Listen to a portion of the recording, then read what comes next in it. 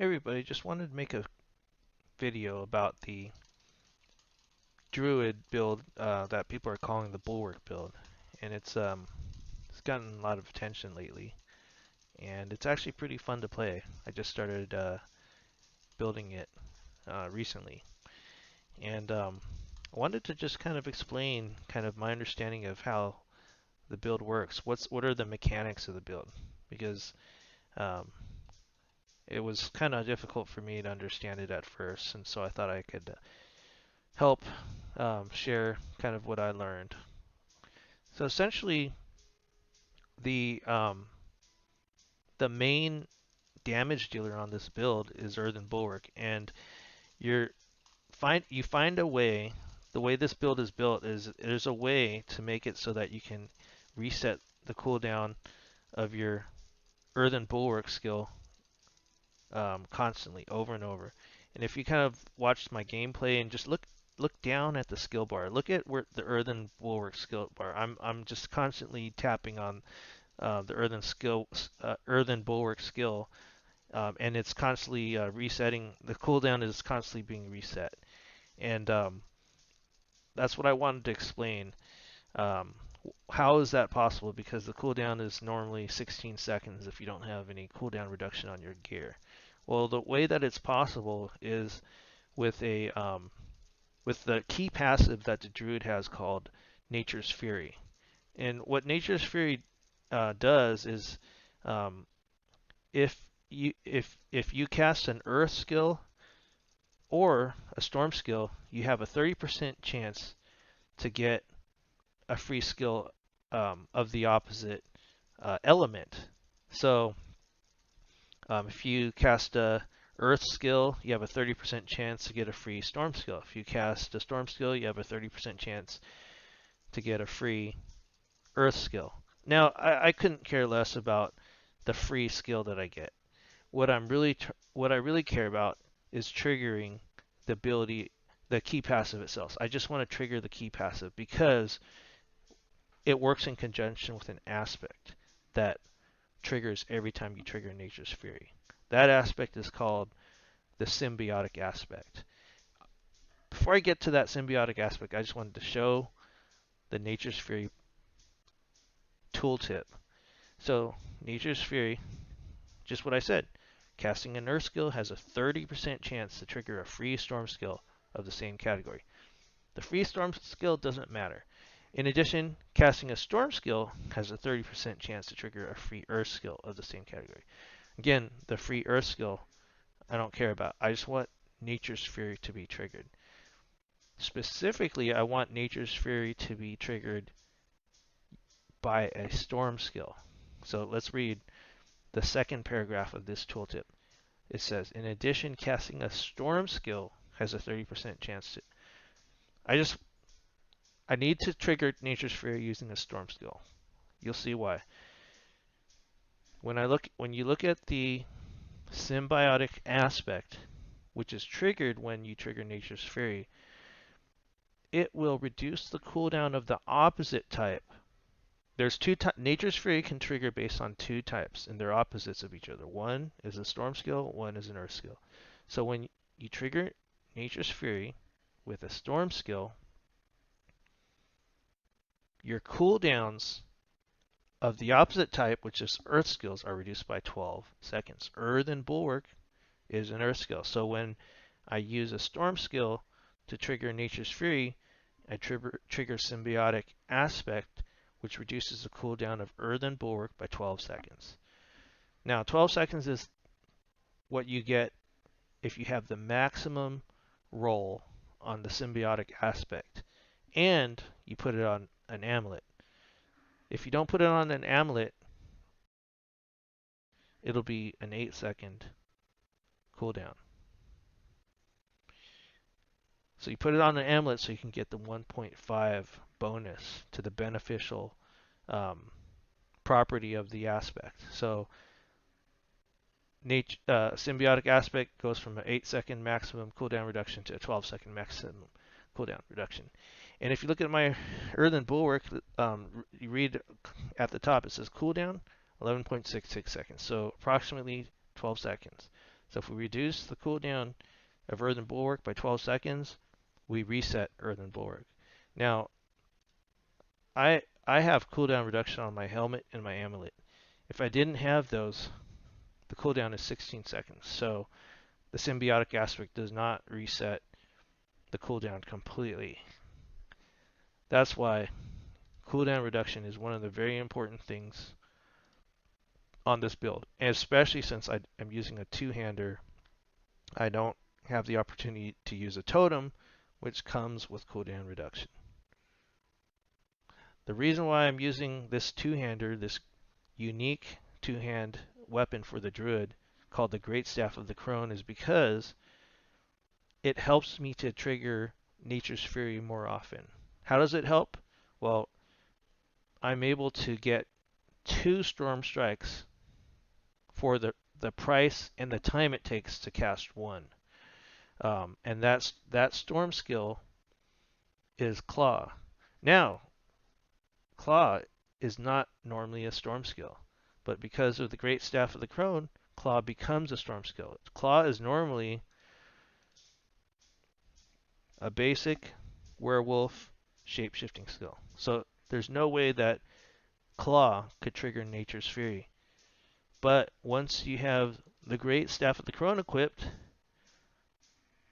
the unique aspect makes Claw a Storm skill. Not only that, but it casts a second Storm skill called Storm Strike. I'll just show you Storm Strike real quick. This is Storm Strike. And none of these things are being done for their damage. We don't care about the damage. We want to be able to cast it very fast and not have to stop casting it. That is why we're not using any core skills. Core storm skills. If you use a core storm skill like Tornado, you might run out of spirit. Core skills require spirit. Basic skills do not. They generate spirit. So if you don't have the Greatstaff of the Crone, you can use Storm Strike, and that'll trigger Nature's Fury.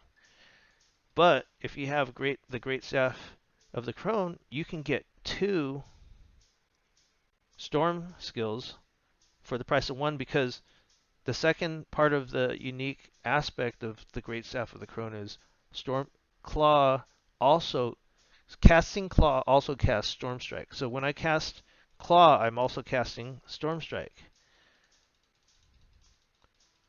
And then what I'll just demonstrate. So I'm look down at my skill bar at where it says Earthen Bulwark. You see how the cooldown's being reset? And it's not, there's a little bit of RNG involved because there's a 30% chance for my storm skills to trigger Nature's Fury. So it's not, all the time. And if you follow the logic, the more times I can cast Claw, the better. The faster I can cast Claw, the better. So that is why attack speed is also very important in this build. And gloves is the only place that I believe we can get general attack speed. You can also get basic skill attack speed on your helmet, and I don't have that. I'm still looking for a helmet with cooldown reduction, which is the top priority, and then attack speed. Claw is a basic skill, so you can use basic attack speed on the helmet to increase your claw attack speed. So we talked about cooldown reduction and explained why it was so important for being able to completely reset the Earthen Bulwark cooldown. We talked about attack speed and why the faster you can do your basic attacks, the faster you can trigger Nature's Fury, which means the faster you can reset the cooldown on Earthen Bulwark. The other thing I have included on my gear is barrier generation. I have it on my helmet and my rings. Barrier generation, I believe, increases the damage of Earthen Bulwark when it is destroyed or expires. So again, you can read the tooltip. When your Earthen Bulwark is destroyed or expires, rock shrapnel flies outward and deals damage to surrounding enemies. So let's just look for some enemies to fight here. So this is the sequence. I'm spamming Claw, which is barely doing any damage. I don't care because basically what I'm doing is I'm trying to activate trigger Nature's Fury, which then resets the cooldown on my Earthen Bulwark because of the symbiotic aspect, and Earthen Bulwark is doing the damage. So I think it just did like a million um, damage right there. So anyhow, that's the sequence of playing this build. Um, I have Hurricane up. I try to have that up all the time. It slows enemies, which works with some of the legendary aspects that I have on here. So attack speed is super important. So I have rapid aspects on one of my rings to give my basic skills increase attack speed up to 30%. Um, it's super helpful. Attack speed is super helpful. But then I also have increase to the crit strike damage of my Earth skills. Again, Earthen Bulwark is what's doing all of the significant damage, and so by increasing crit strike damage, I can increase my Earthen Bulwark damage, and Hurricane crowd controls enemies. Um, So anything that's near me within the range to be hit by Earthen Bulwark is also getting slowed. I have Ghost Walker's aspect, which allows me to move freely through enemies, which is helpful so I don't get stuck in a crowd. I can try to move out. The condition for Ghost Walker is you have to be unstoppable, and when you use Earthen Bulwark, you are unstoppable. Earthen Bulwark makes you unstoppable while active, so that's great. There's so much crowd control in the game, so it's great to be able to sort of ignore a lot of that most of the time. Earthen Bulwark is up almost all the time. The aspect of might is great because um, you get a 20% damage reduction just for using basic skills, and we are trying to spam our basic skills non-stop. So we should almost always have this 20% damage reduction up, which is huge and it's great. On the gloves, I got the aspect of natural balance, which is great because um, casting a storm skill grants your earth skills up to 45% critical strike damage. We're always casting a storm skill. We're always spamming claw to try to reduce the cooldown of Earthen Bulwark, reset it. So because we're always casting claw, we're always going to be casting a storm skill, and it's going to grant our earth skills 45% critical damage. For the chest, disobedience. It's aspect of disobedience. It's awesome. I have it. I use it on all of my other characters as well. Uh, Great to put on either chest or pants. And then for the helmet, I have aspect of mending stone, which increases my Earthen Bulwark barrier. And the reason why the amount that my barrier is increased is beyond the range of that's listed on the tooltip is because I used the codex to imprint this aspect. Um, I use one of my level 100 characters to imprint this aspect, and that's just how things work in the game currently.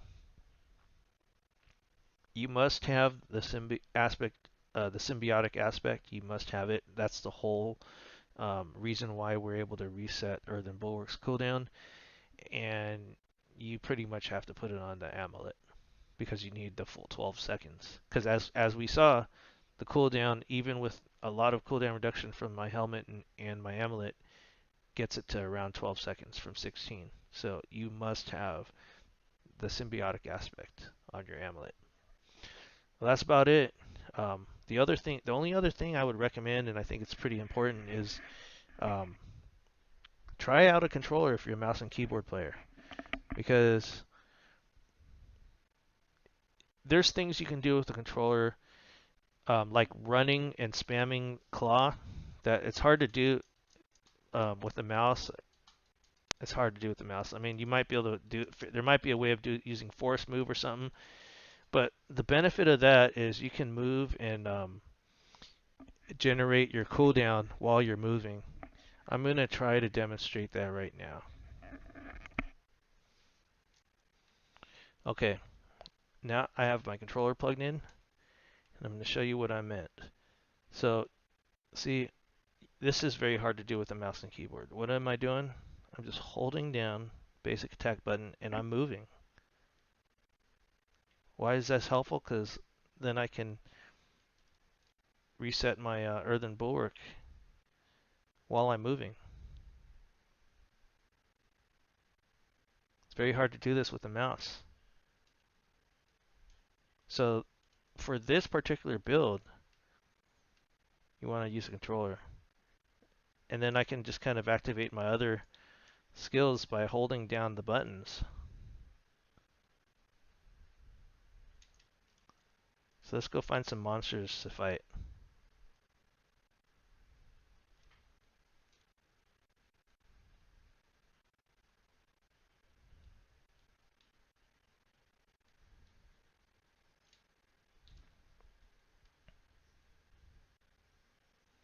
See how I'm still spamming claw even when I'm not fighting monsters. Why? Because I want to just keep stacking up additional earthen bulwarks. That way I'm always ready. You know, what if one of those ranged things, I think they're called the basilisks. What if that thing hits me from across the screen? I wanna always have this barrier up, especially if I'm gonna be pushing a high tier nightmare dungeon. I don't want to get one shot, so I want to just have this barrier up all the time. See, look how the barrier's like just demolishing all these monsters. And I'm in a tier 54. I did a tier 63 earlier at level 81. So this thing can push up way above its level, this build.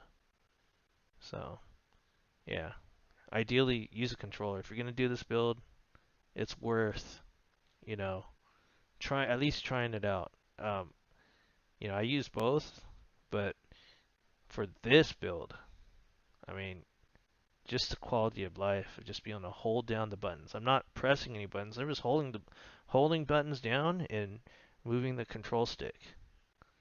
It's so much harder with a keyboard and mouse, and I can't even do what I'm doing right here with a keyboard and mouse.